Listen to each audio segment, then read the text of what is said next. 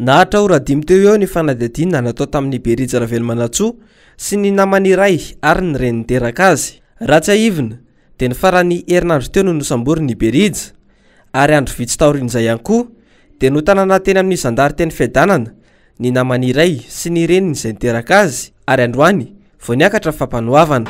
Ny décision izay niraisin'ny fitsarana tamin'izany moa zany dia miditra Jolaika i Berija mandra-piandry ny fotoam-pitsarana izay amin'ny 21 juillet 2020 ho avy izao, ary nahazo fafana Vonjomaika kosa ireo olona anankitelo izay tsy iza fa ny reniny, ny vadiny ary ny rahalahiny. I madame Mirana kosa dia nahazo ny antsoina hoe contrôle judiciaire izay mandritra ny fotoana io dia manao contrôle judiciaire verina eny amin'ny Toby Ratsimanjava ao amin'ny lutte contre la cybercriminalité.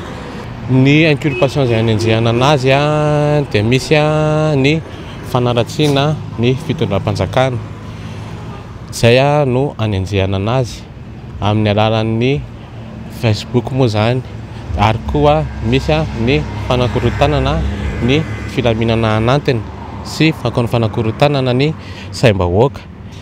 Ny élément cybercriminalité no nanao anazy, fa ry zareo moa zany tsy nanana an'ilay violent dia tena fiadanana nanaovana azy, fa équipe cybercriminalité tao Toby Ratsimandrava daholo no nanao ny enquête sy ny fanadihadiana rehetrarehetra. Ny reniny Berija izay nahazo fahafahana Vonjomaika dia mangataka fanafahana Vonjomaika ho an'ny zanalahy. Mitotoka amin'ny président Rajoelina, tena malahelo monsieur le président, satria nandritra ny teteza mita nampiasainao io zanako, ny serviranao io zanako, tsisy tandrony, tsisy fa fitiavana anao manokana.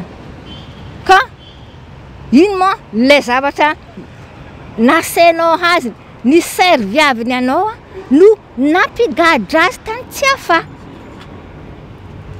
Niaro anao foana io zanako io, nandritra ny enquête rehetrarehetra, satria nikasika anao, satria message naroa message nao atao amin'ny telefona no nanaovana enquête azy. Fa izy niaro anao foana izy monsieur le président, raha ohatra ka mba nisy zavatra zany hoe nataony zanako ka tsy zakanao, naninona raha mba hoe nantsonao mba niresa, satria nareo roa olona mpiresaka fa mpandefa message, satria izy mba nanavotra anao ihany izy dia anao ndray zao zany no ohatrany hoe nampigadra azy, tsy mba hafaka hoe mba hoe niteny azy niantso azy. Za tena malahelo za monsieur le président.